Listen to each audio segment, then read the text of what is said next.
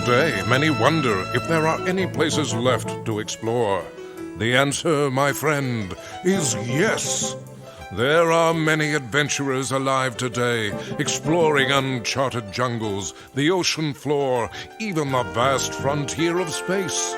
One of the most notable adventurers today is none other than Captain Crunch. In fact, the captain recently returned from an adventure that took him deep into the very center of the earth. It all started a few weeks ago at Crunch headquarters. Hey, what's this? My pipeline of Crunchium has run dry. I need that Crunchium to give my Cap'n Crunch cereal its sweet, delicious, crunchy taste. Either something is blocking that pipeline, or the Crunchium collector at the other end is not working. This was serious. It meant that the captain had to stop making Cap'n Crunch cereal until he could locate the problem in the pipeline. And this pipeline ran straight down into the center of the earth. I'll have to go underground and find out what happened. I'll start by checking the pipeline all the way to the ocean floor. A miracle of modern engineering, the subterranean, the only vehicle in the world that can explore the deepest oceans and dig its way to the center of the earth. Let's get ready to go. Ahoy, Control Center, open ocean access doors.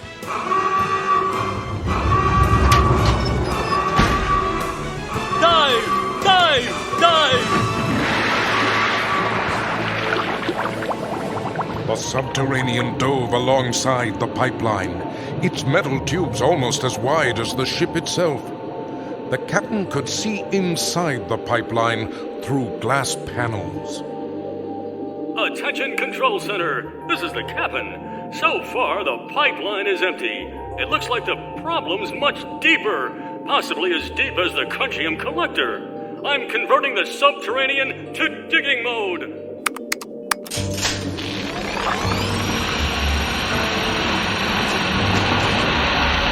Captain Crunch was now traveling deeper than any explorer ever dreamed of going. As he dug his way toward the Earth's core, his eyes remained fixed on the forward view screen, watching the Earth's multicolored layers of rocks and minerals race by. Attention, Control Center! I'm getting close to the core now. Control Center, I've broken through into the Earth's core. I'm going out to investigate. I have to proceed on foot to the Crunchium collector. Cap'n Crunch, over and out. The captain got out of the subterranean and began to walk in the direction of the Crunchium collector. As he walked, he got a strange feeling. A feeling as if he were being watched. What? As Captain Crunch entered the cavern that housed the immense Crunchium collector, he stopped dead in his tracks. He couldn't believe his eyes. The Crunchium collector that fed the pipeline was destroyed. What could have done this? Who could have done this? Why would... Wait a minute. What's that noise? Digging? Who could be digging down here? I'd better find out. Slowly, cautiously, the captain crept along a dark and twisting pathway. Hidden in the darkness, he carefully peered over some rocks to see an army of robots, ripping the Crunchium out of the cavern walls and loading it into a second pipeline. Those robots are digging out all the Crunchium. At this rate, it will be gone in no time. The captain could also see a band of evil-looking thieves moving among the robot diggers, shouting orders. Several of the thieves were gathered around the biggest and meanest-looking one of the bunch. What's that he's saying? All the Crunchium will be theirs? And once they have it all, they'll be the only ones with Cap'n Crunch? Yikes! Who's there? Captain Crunch expected to see a gang of Crunchium thieves about to pounce on him from behind. But instead, He saw dozens of big, gentle eyes blinking at him from the darkness. The creatures slowly and carefully stepped forward where the captain could see them. Their colorful, round, furry bodies were unmistakable. The Crunchlings, thank goodness it's you. What's going on here? What? What do you want to show me? Okay, lead the way. The Crunchlings led the captain away from the thieves and into an upward winding cave. The cave opened onto a ledge that overlooked a huge underground city. It was Crunchium City, built by the Crunchlings entirely of the gold-delicious heart of Cap'n Crunch cereal. The Crunchlings longed for the days before the thieves came. They led a simple life, collecting only the Crunchium that they needed to survive and playing sports. In fact, before the captain visited them and asked to set up his small Crunchium collector, they hadn't even seen other beings. The Crunchlings told the captain how they were forced to leave Crunchium City by the thieves, who wanted to demolish the city for the Crunchium it contained. Crunchlings, I will not let this happen to you. I think I should have a talk with these Crunchium thieves. Captain Crunch led the Crunchlings back down the caves to face the thieves. As they emerged into the cavern where the thieves were digging, everything stopped. The captain and the Crunchlings stepped boldly forward, and the largest Crunchium thief of the bunch stepped up to confront Captain Crunch. Who am I? I'm Cap'n Crunch, and these are the Crunchlings. What do we want?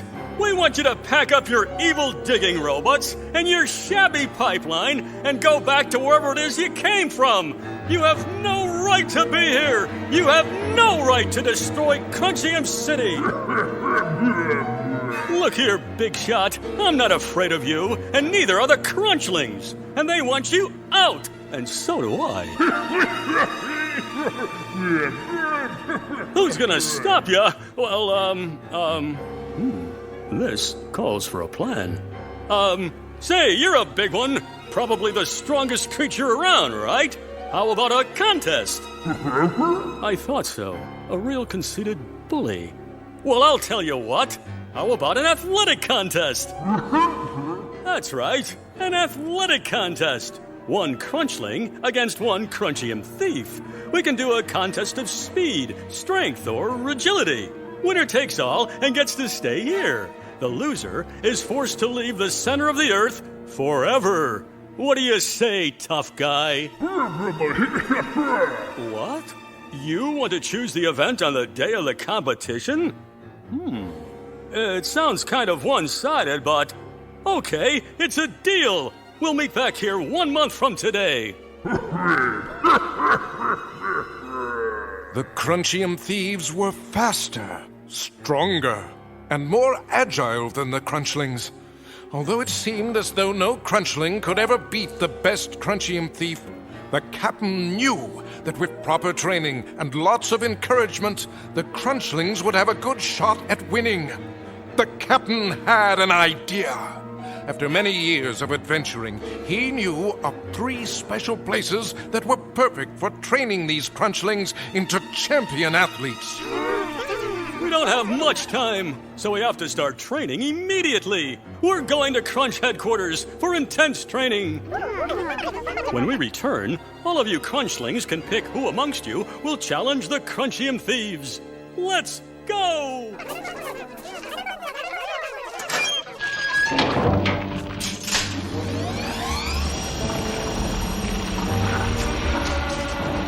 The captain turned the subterranean around and began the long ascent to the Earth's surface.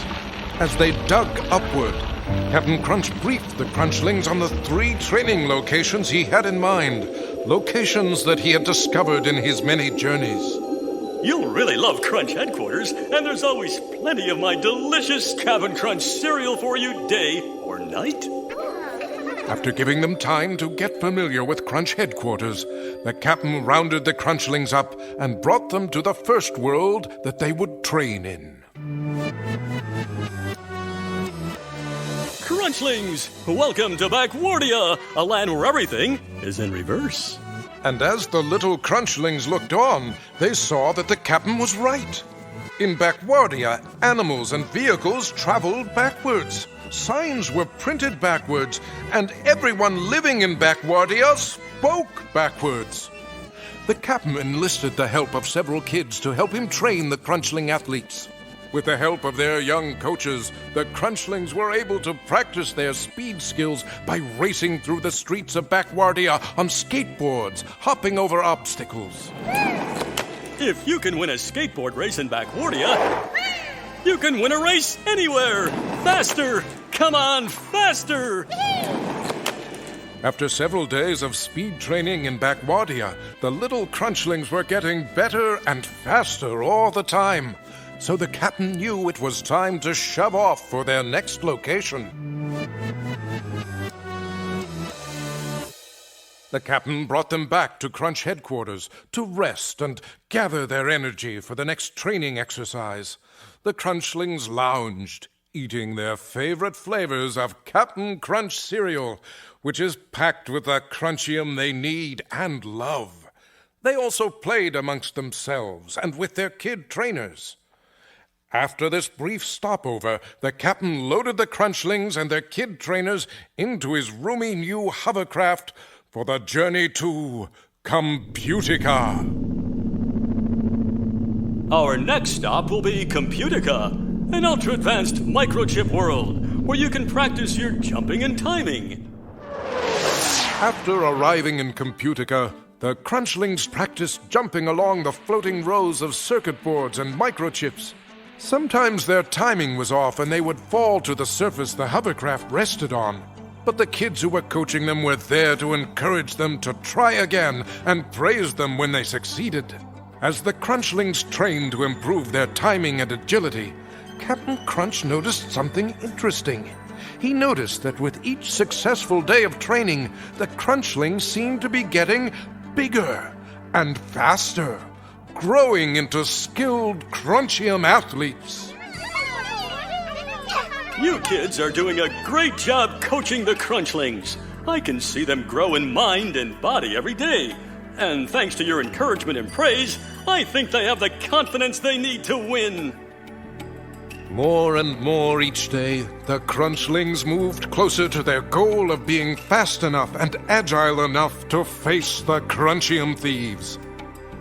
Okay, my Crunchling buddies, it's time for your next challenge. Let's get inside my time machine, the Jurassic car, and head for our third training stop, Jurassica.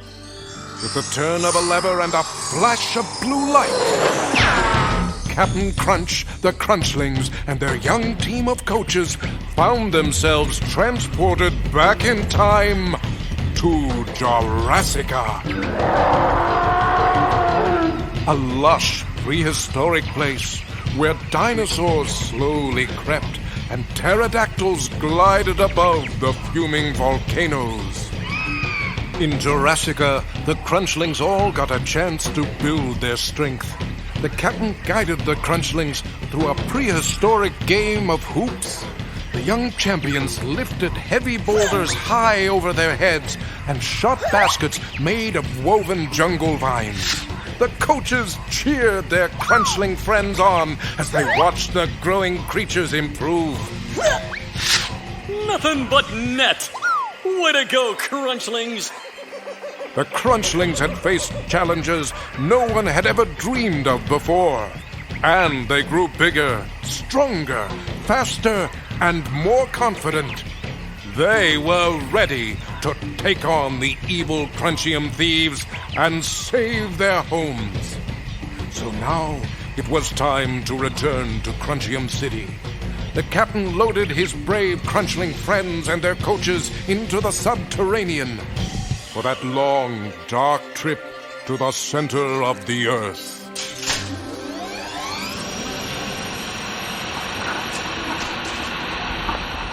During their descent, the Crunchlings had a decision to make. They had to pick someone from their group to be their champion. All of them were ready, but one of them trained especially hard and seemed to have a slight edge. This Crunchling was chosen by the other Crunchlings to be their champion, the one to compete against the Crunchium Thieves' best athlete.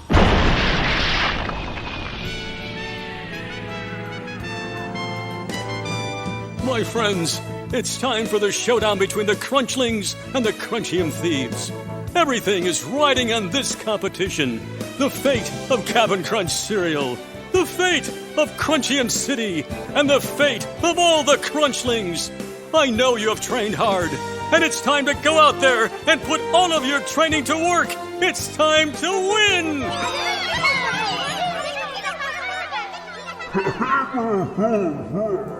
You, the leader of the thieves, will face us? Fine, we'll still beat you. What athletic challenge have you chosen? A race? So be it. A race through the center of the earth. We're ready for you, Crunchium Thief. Take your place at the starting line. All right, everybody. I want a good, clean contest. This one is for the whole enchilada. All the Crunchium. Get ready! As the two competitors took their places at the starting line, the Crunchium Thief seemed to tower over the Crunchling. The air became filled with the excited chatter of the Crunchlings and the mocking mutterings of the Crunchium Thieves. On your marks! Get set! Go! The competitors exploded off the starting line. As the Crunchium Thieves' champion lengthened his stride, he began to outdistance the brave Crunchling. And a crooked smile came over his face. He outjumped, outran, and outperformed the tiny Crunchling, and was obviously enjoying himself. Run! Remember what you've learned! To anyone except Captain Crunch, it would seem as though all was lost. But the captain knew that the Crunchling had an advantage. The desire to win, the support of the other Crunchlings, and the kids who coached the athletes on the surface. And one thing more. The young champion had heart. It wasn't long before the Crunchium Thieves' champion started to lose his concentration. In his overconfidence, he began to look backwards in order to laugh at the Crunchling who was trying so hard to pass him. The Crunchium Thief began to run into the rock walls of the racecourse. He became dazed and angry at himself for looking foolish in front of the other Crunchium Thieves. Before long, the Crunchling athlete was neck and neck with the thief leader. The extra training the captain provided was really paying off now.